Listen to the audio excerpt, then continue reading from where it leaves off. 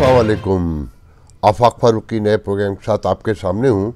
मेरे एक बुज़ुर्ग दोस्त हैं, उनकी रोज़ शिकायत आती है कि ऑडियो की आवाज़ बहुत कम है।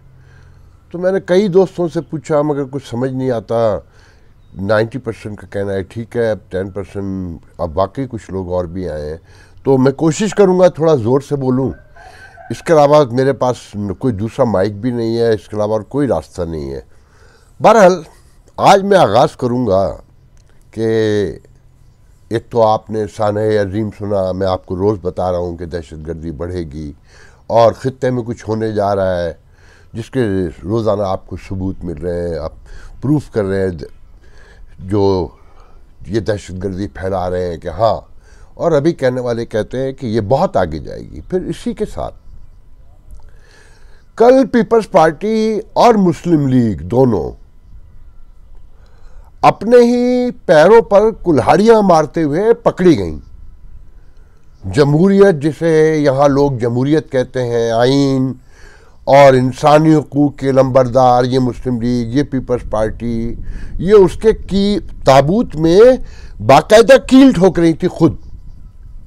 आपको याद है पिछले दिनों किसी प्रोग्राम में मैंने कहा था और एक कॉलम में भी लिखा था कि नवाज शरीफ एक इंतहाई मुंतकिम मिजाज आदमी है।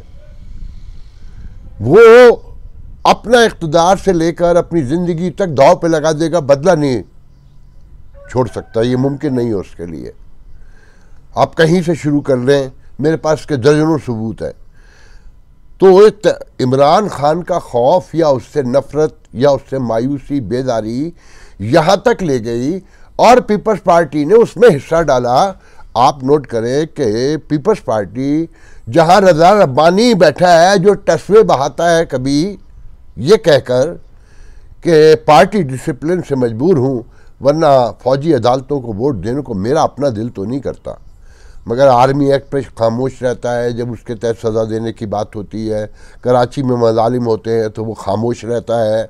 वो पार्टी का डिसिप्लिन, पार्टी डिसिप्लिन का इंतहाई फर्माबरदार है और इंसानी हुकूक, जमहूरियत, आइन और civil rights, human rights, women rights जितने हैं, अगर आसिफ जरदारी और बिलावल कह दें तो उन्हें उल्टी छुरी से जुबा कर सकता है।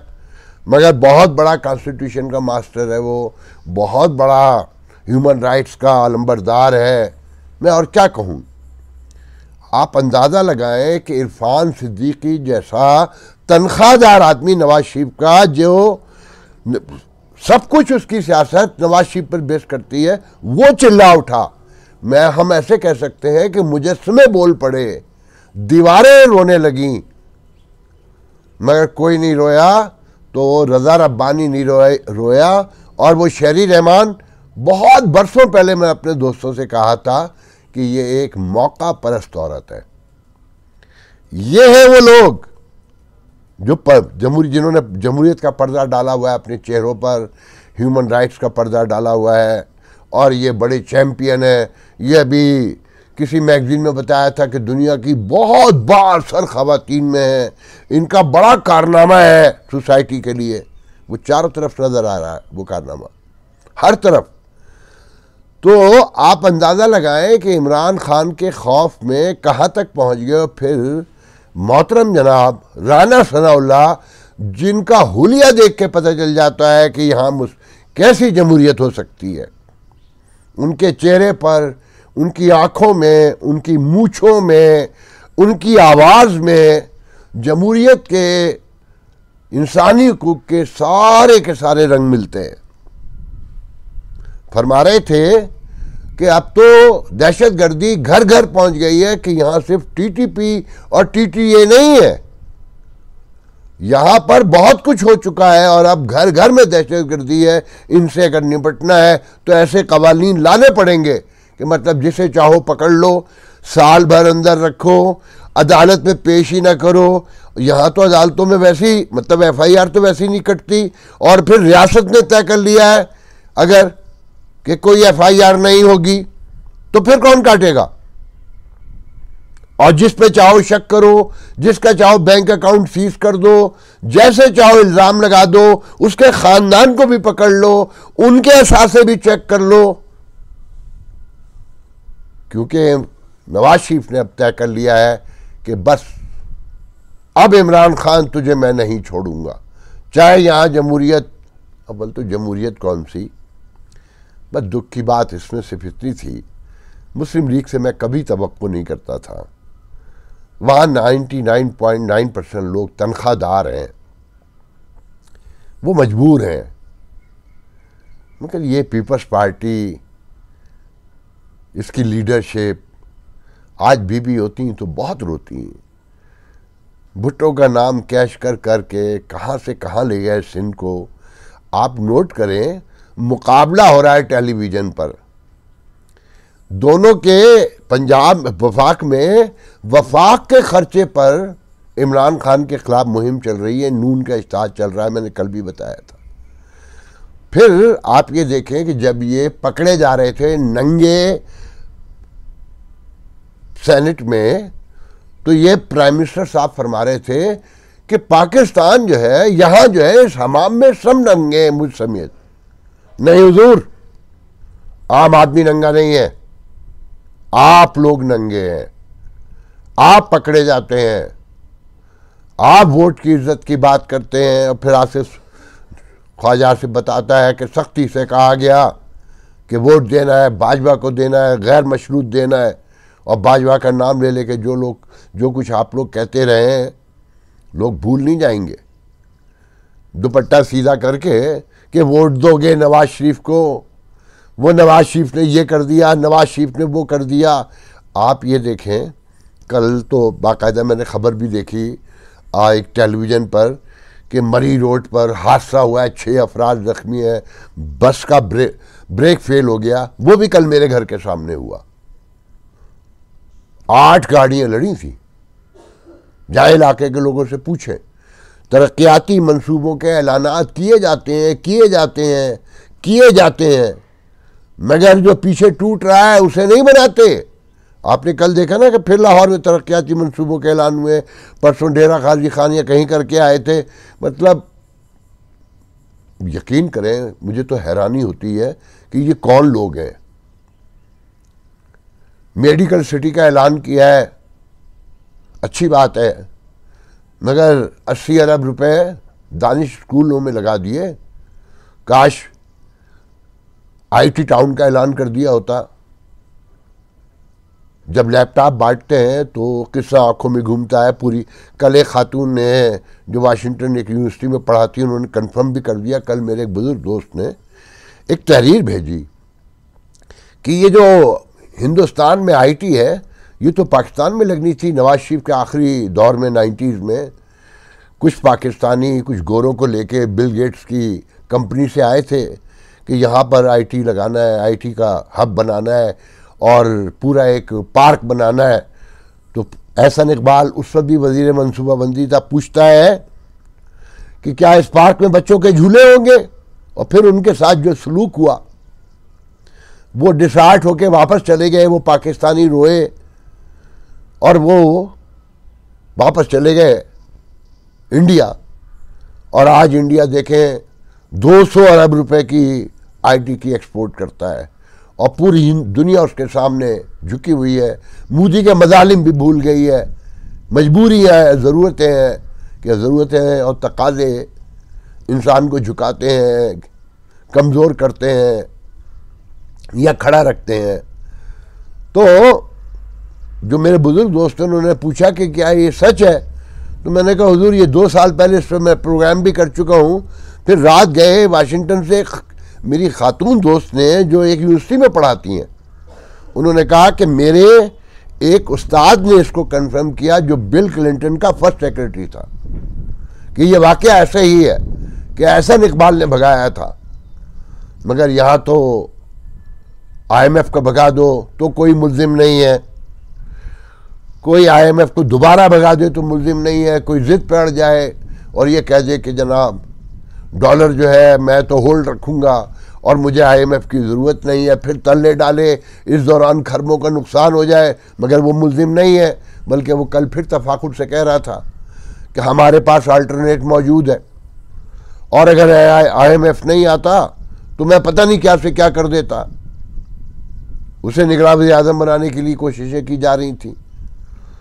तो जनाब यहाँ तो एक गदरबूद मची हुई है, उस पर ये दहशत गर्दी के 60 लोग मर चुके हैं, फिर आप ये देखें मीडिया पे उसे प्ले डाउन किया जा रहा है, मतलब उसे इंपॉर्टेंस नहीं दी जा रही इतनी बड़ी खबर को। ना कोई सिक्योरिटी है मुल्क में, हर आदमी इतने अदम तहफ़्फ़ुज़ का शिकार है कि आप यकीन करें कि मैं आपको बयान नहीं कर सकता। कल एक साहब मुझसे मिलने आए यहाँ, तो उन्होंने एक बड़ी अजीब बात की जिसका मैं रोज़ तजर्बा भी करता हूँ। उन्होंने कहा देखें जी, इस मुल्क में अब रहना है ना, तो आपको सब्ज़ी लेने के लिए भी ताल्लुकात इस्तेमाल करने पड़ते हैं। अगर आपको अच्छी सब्ज़ी चाहिए या आप कोई खुद बहुत बड़े ताकतवर हो, आपका कोई बहुत बड़ा नाम हो, आपको पहचानते हो दुकानदार कि आप कौन है, आपको गोश्त लेने के लिए भी सिफारिश चाहिए या ताकत चाहिए या आप अपना वज़न और आपको एक नाम चाहिए। यहाँ हर चीज़ अब ज़रूरतों से, तकाज़ों से बंधी हुई है या खौफ से बंधी हुई है।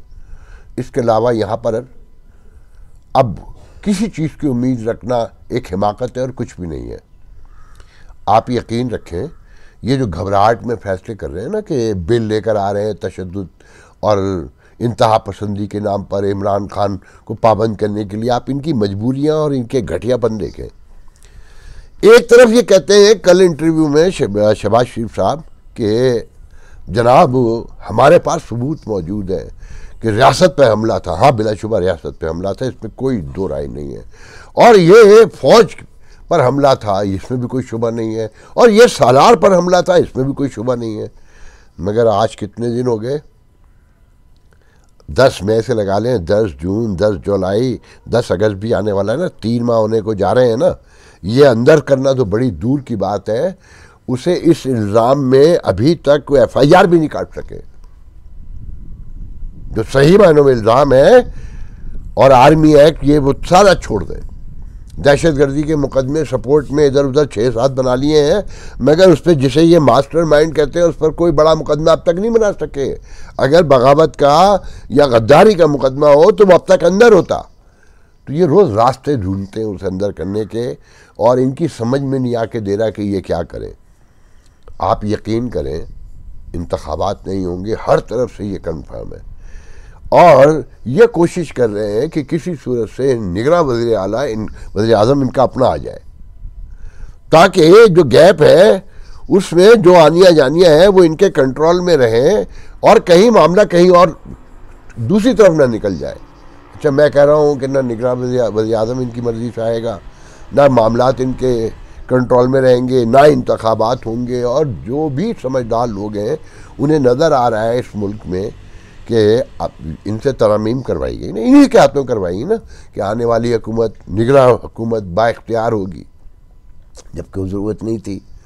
और जितने भी काम हो रहे हैं, ये बिल भी इनसे ही मंजूर करवाए। अच्छा, मैंने, अगर आप लोगों को याद हो, मेरे दोस्तों को बहुत सौ को याद होगा, मैं हमेशा से कहता रहा हूँ कि इस वक्त दौड़ ये है कि फरमाबरदार बनकर नौकरी कौन करेगा और हुक्म कौन अच्छा मानेगा, बच्चा अच्छा कौन है।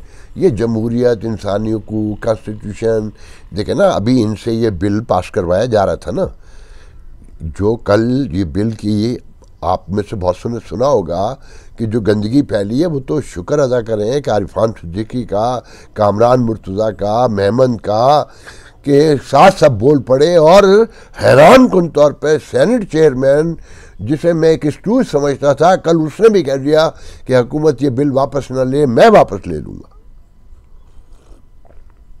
आप अंदाज़ा लगाइए कि हालात कहाँ से कहाँ निकल चुके हैं। देखें, अब वक्त का इंतज़ार कीजिए। फ़िलहाल तो 10 दिन रह गए इस हुकूमत के, 11 दिन। कभी प्राइम मिनिस्टर कहता है 12 की रात कोई हुकूमत नहीं होगी, और कोई कुछ कहता है, कोई पीपल्स पार्टी के लोग 9 की रात को हुकूमत नहीं बताते। इनके दरमियान कोई कोऑर्डिनेशन तो अब बचा नहीं है। उससे मामलात और संगीन नज़र आते हैं। बस एक बार ध्यान में रखें, ये गला सड़ा फरसूदा निज़ाम, ये जाली जमहूरियत इस मुल्क को निगल लेगी। भाई, जिनका मुल्क है वो खुलकर आ जाए ना। ऐलान कर दें कि ये बंदे हम लेकर आ रहे हैं, अपने नाम से ऐलान कर दें, और कोई ऐसे लोग ले आए कि जो इदारे टूट गए उन्हें दुरुस्त कर लें।